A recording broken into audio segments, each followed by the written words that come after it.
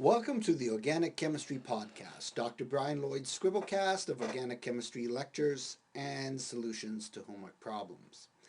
In this scribblecast lecture, we're continuing with our examination of enolates and carbanions. In the last scribblecast lecture, we left off having established the syntheses of carbanions both from organometallics and enolate systems.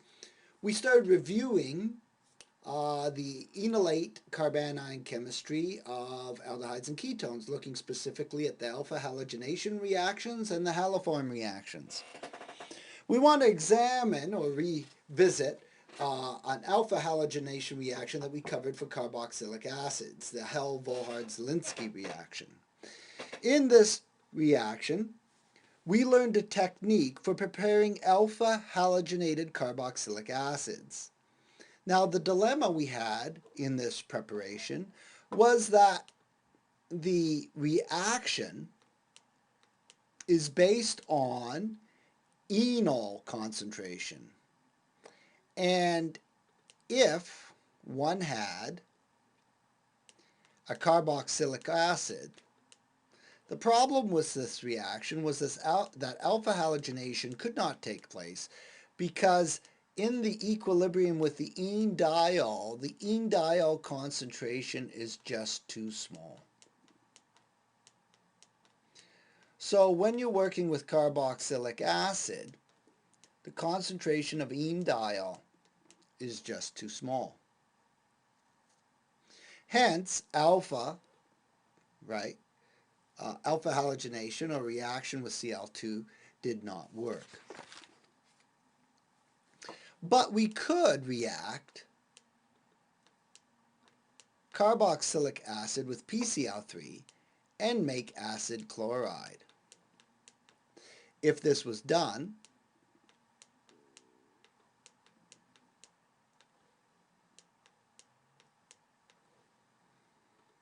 then what we could do is examine this system, and it turned out that this system could undergo alpha-halogenation because by comparison the concentration of enol, although still small, was larger in the case of acid chloride. The greater concentration of enol in the acid chloride case allows alpha-halogenation to occur. So if we use acid chloride with Cl2, we can alpha-chlorinate. And I'm sorry, the 2 should be on the R group. We could alpha-chlorinate.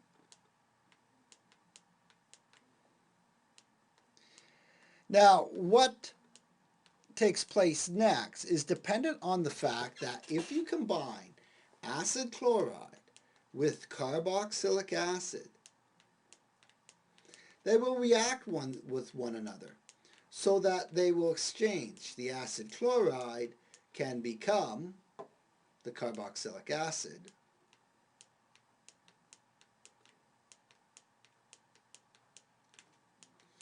and the acid will become the new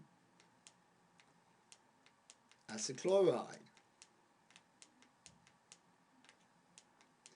Now, what these researchers realized because of this was this exchange allowed you to keep very low concentrations of acid chloride.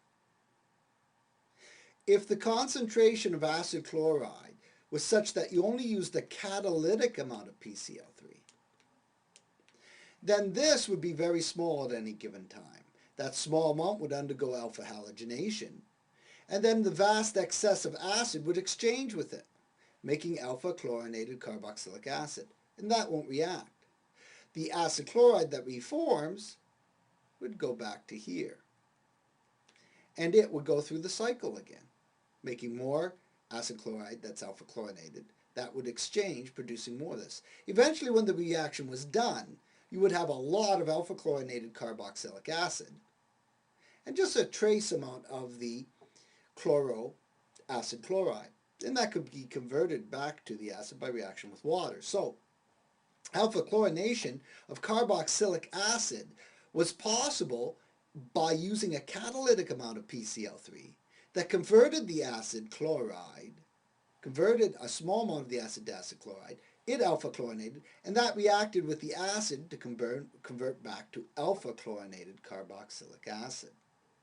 The Hell-Vollhard-Zelinsky reaction bypassed this low concentration of enediol by taking advantage of acid chloride chemistry. All right.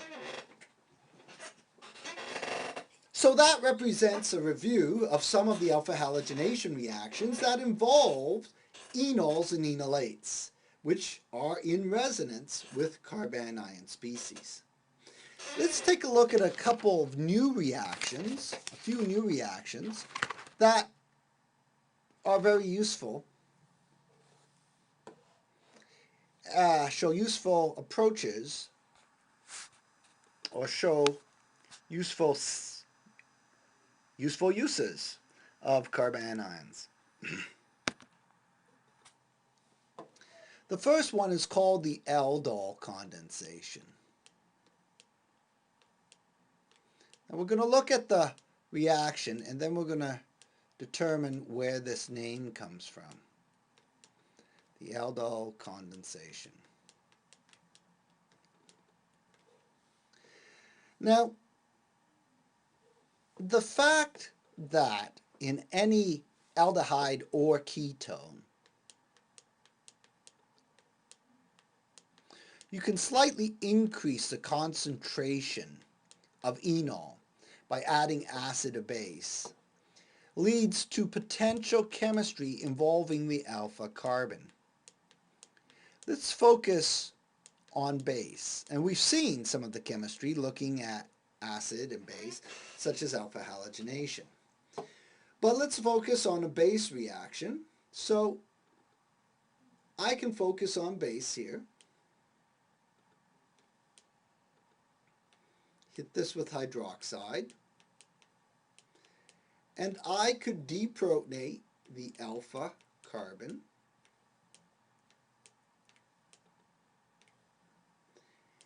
And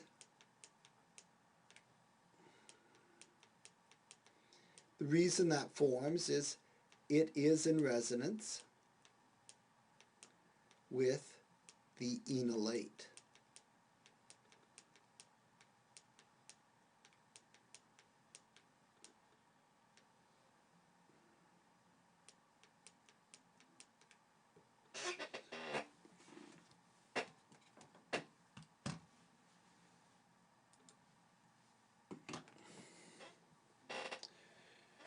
Likewise, I can do the same chemistry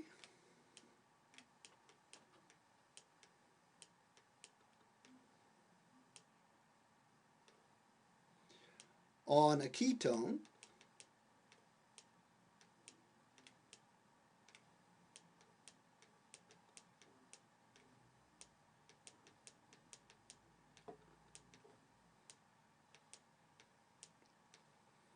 And produce the resonance stabilized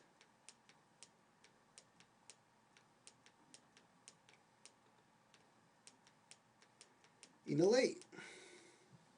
Now what's interesting is the carbanions we've established earlier in the previous scribblecast that can act as good nucleophiles. Furthermore, these species are produced in low concentration surrounded by a lot of aldehyde or ketone. Hence, the nucleophiles have a molecule which they can attack. What do I mean? Well, let's consider the aldehyde first. Suppose I've added some base to my aldehyde, ethanal, so that there's a small concentration of the enolate present. The enolate that's in solution can act as a nucleophile towards the aldehyde. I can have this guy attack here because there's a delta minus, remember? Delta plus on carbon. So the minus is attracted to delta plus, the pi electrons move out to oxygen, and I will get CH3, CO minus, H, CH2, C double bond O, H. And in base, with aqueous, there's protons around. The O minus will quickly grab a proton, and when I'm done, I've got CH3, CH, OH, CH2, C double bond OH. Now, if I use different colors to draw this molecule, let's give you a little more room.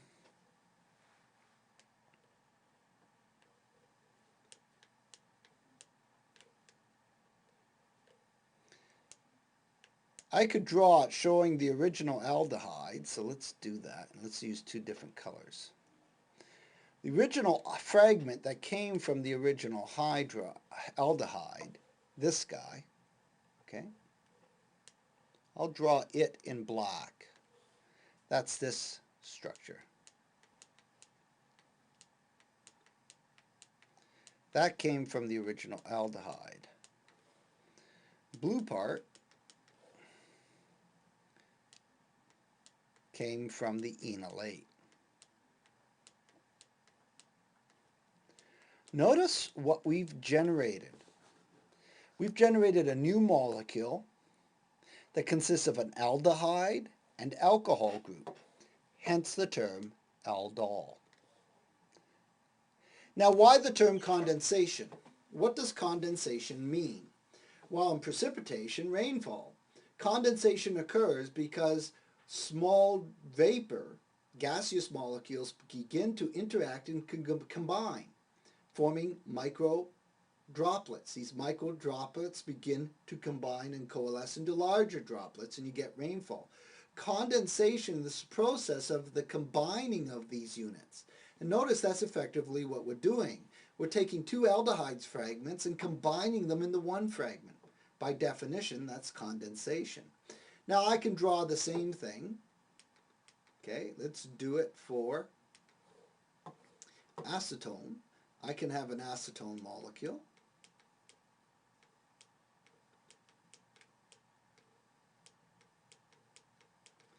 And I can react that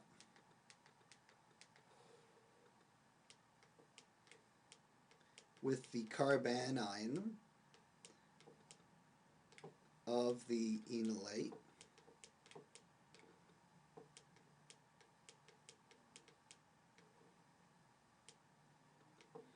And of course it'll attack the carbonyl.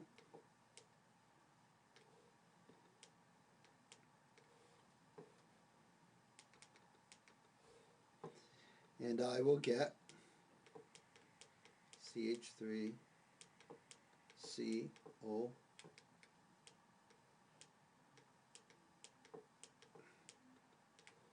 minus CH3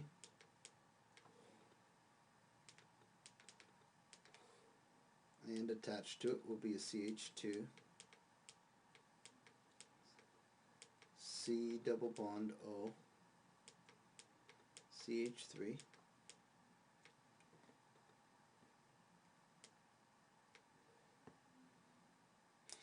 and then, as in the other case, this basic alk oxide can grab a proton off the aqueous solvent.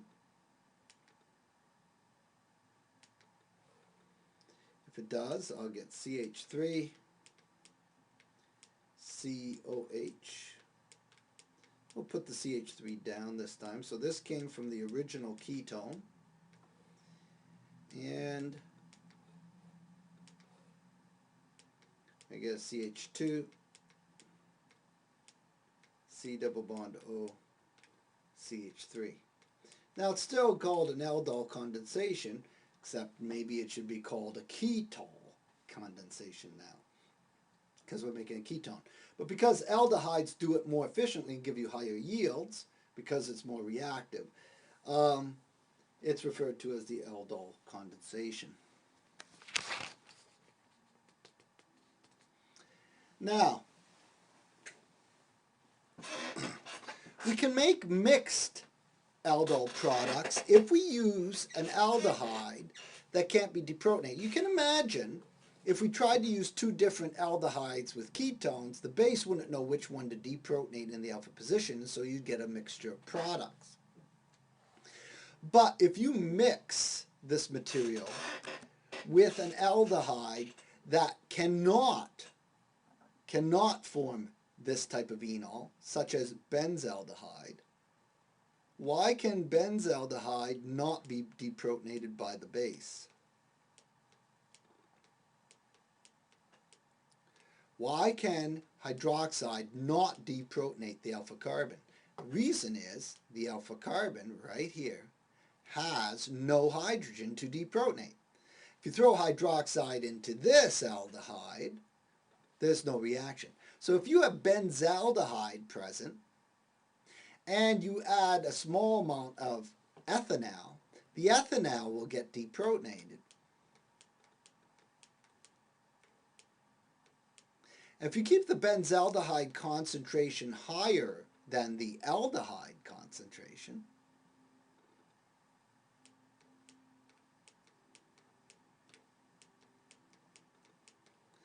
we can get the same nucleophilic attack, except in this case we're not attacking the same derivative aldehyde, ethanol. We've got an aldehyde ethanol made this carbanion, but it's attacking benzaldehyde. If we have excess benzaldehyde around, we will get the alkoxide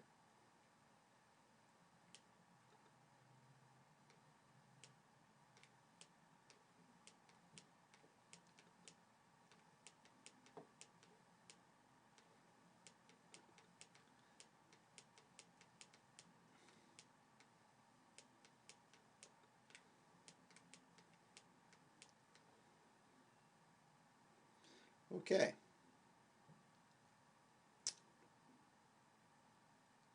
Now,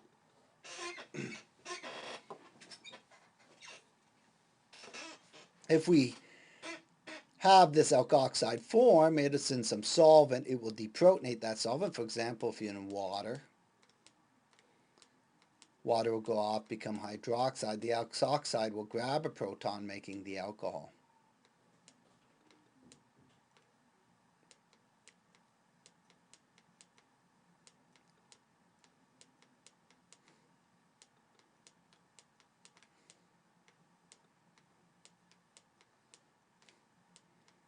Now, let's take this a step further. Here's our aldol, but if I recall back to alcohol chemistry, I could make an alcohol into a good leaving group by treatment with acid. It would protonate. Once treated with acid, I could apply heat. Acid and heat, in alcohol chemistry, favored elimination. Secondary alcohols preferred E1 reaction mechanisms. Apply acid and heat to this, you protonate the alcohol, you eliminate.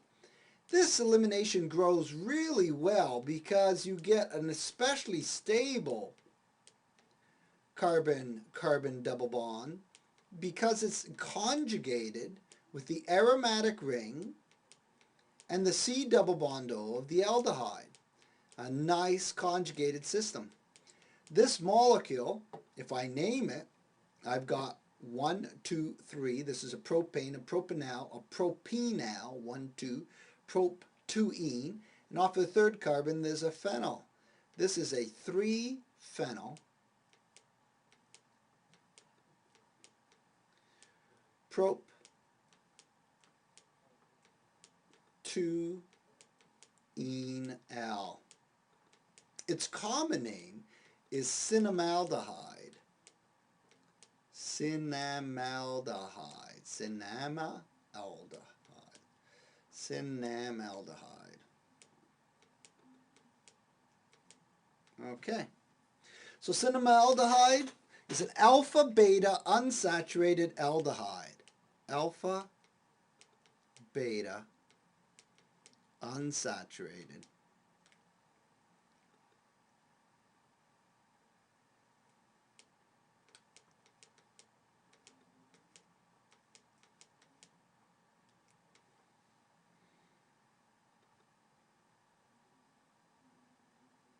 Alpha beta unsaturated aldehyde. Again, we can drive the reaction to this product by using an excess of benzaldehyde. But if two aldehydes are mixed together, both possessing alpha hydrogens, you get a mixture of products. Now, here's an interesting question. Clearly, what we've done is we've thrown in this aldehyde with that aldehyde. So we threw in ethanol with benzaldehyde, added some base, right? The base carried out formed the aldol. Then we threw it in acid and heat. Because there's no alpha hydrogen to deprotonate, benzaldehyde can't do that reaction on itself.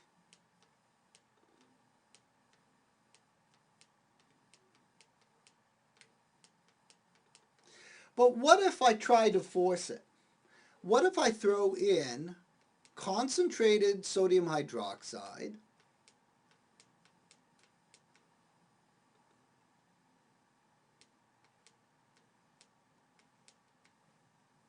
and I apply heat? What's interesting with this reaction is the molecule disproportionates. There is a redox reaction in which one of the molecules gets oxidized and one gets reduced. And you actually produce a mixture of a carboxylic acid, which in base is deprotonated, so benzoate anion. Produce some of this, and you produce some benzyl alcohol.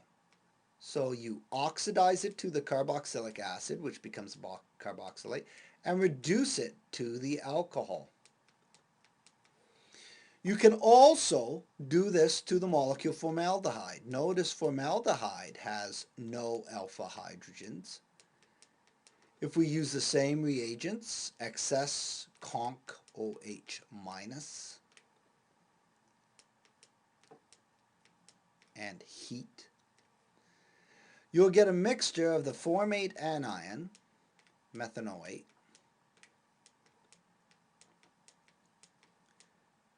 and methanol.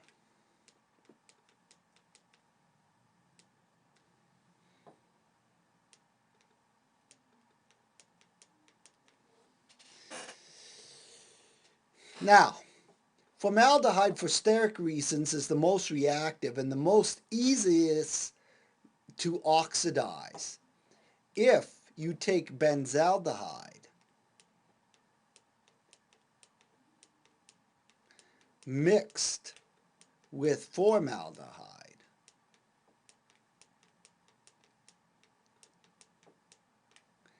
and you do this reaction,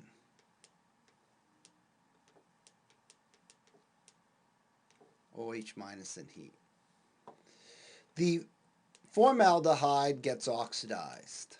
It's the most easiest to oxidize, causing the benzaldehyde to get reduced to benzyl alcohol.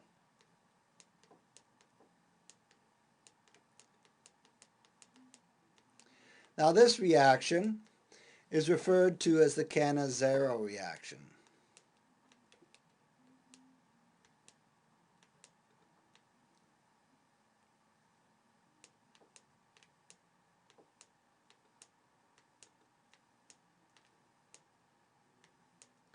The Cannizzaro reaction.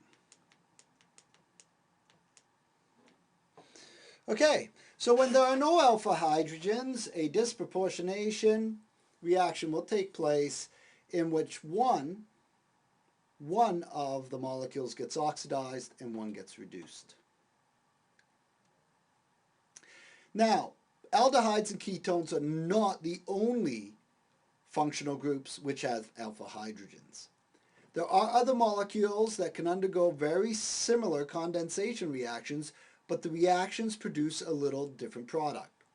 You see, Aldehydes and ketones undergo nucleophilic acyl addition.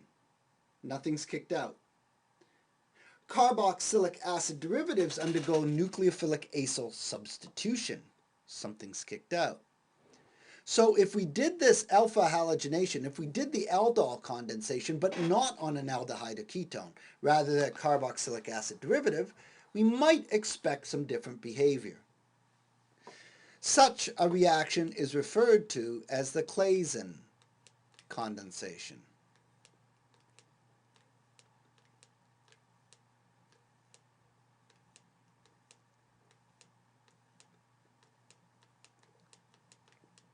Now, in the Claisen condensation, we do essentially the same thing we did with ethanol. Remember ethanol? We had the aldehyde, threw in some base,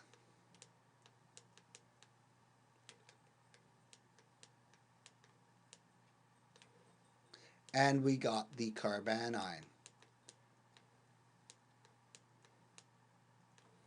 which, of course, was resonance stabilized with the enolate.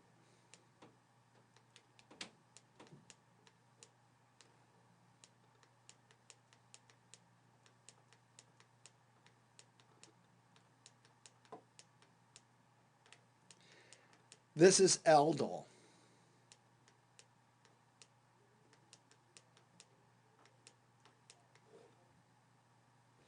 Now let's take ethanol and change the molecule so we have an ester, a carboxylic acid derivative.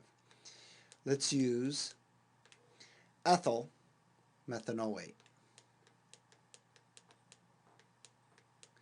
And let's throw in a base. Now we got to be careful what base we use because we can hydrolyze and hydroxide to carboxylic acid, and then the carboxylic acid will just deprotonate. So we can't use hydroxide. If we use methoxide, we'll get transesterification reactions. We don't want that. We have to use the same base as whatever the OR group is on the ester. In this case, we have to use ethoxide in ethanol. What happens if we use ethoxide? Well, if we use ethoxide, we'll get some transesterification. Sure, it'll attack the carbonyl, but then you're going to kick out one of the OCH2CH3s and you get your ethoxide back. And you're left with the ester, so nothing changes. But every once in a while, some base will attack a proton off the alpha carbon. And you will get CH2 minus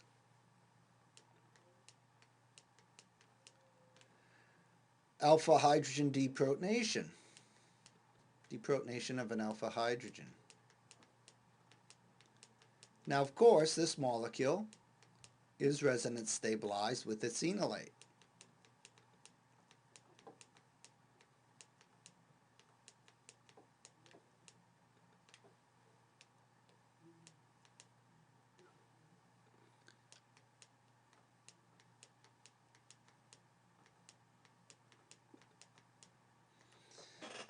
Right.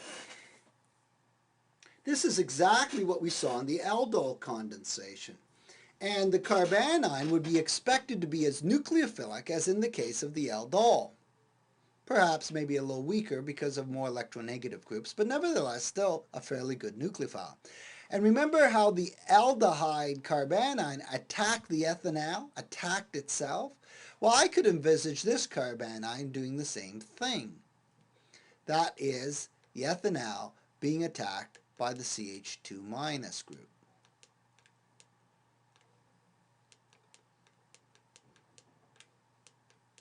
And I'm going to put OR for the ethyl. If that happens and it goes for the carbonyl, we will get the initial alkoxide. Now in the aldol condensation, what was attached to the other carbon was like an H here. But we've got this OCH2CH3. The difference between the H and this OCH2CH3 is the leaving group ability. H couldn't leave, but this can be kicked back out. Hence, after you've added the enolate, the carbanion, after it's done its nucleophilic attack, we can now kick a group out. So we get substitution. The pi bond reforms. You couldn't do this in the aldehyde case. And we get a keto ester. Kick out the alkoxide, we get the CH2, your C double bond O, OR.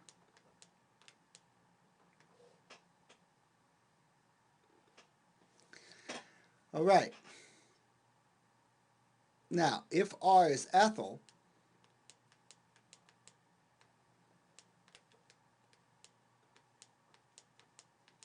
what have I made? I have a common name for the carboxylic acid that this is. And if you remember what it is, it was acetoacetic. So this is ethyl acetoacetate. And in fact, in the last Scribblecast lecture, we used this molecule to start deprotonating these alpha hydrogens, substituted groups there, and then we did a beta decarboxylation, and we made a new ketone. You can look at the last Scribblecast and find the reaction of ethyl acetoacetate and turn to it. This molecule can go on and react.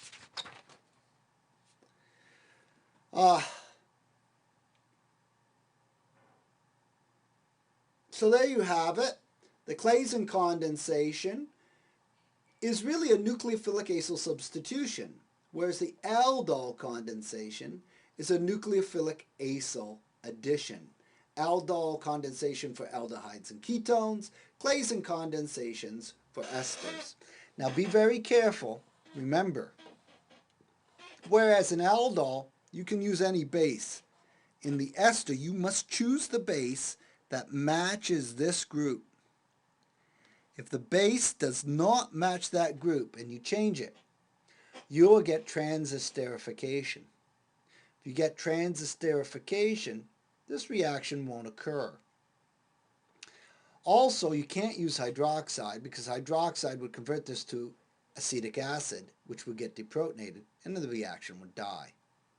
So the Claisen condensation requires strict conditions. Once you have your ethyl acetoacetate, you can go on now and react it with more ethoxide. If you do, that will deprotonate, making this resonance stabilized carbanion. It can nucleophilically attack primary halides, and you can add substituents here.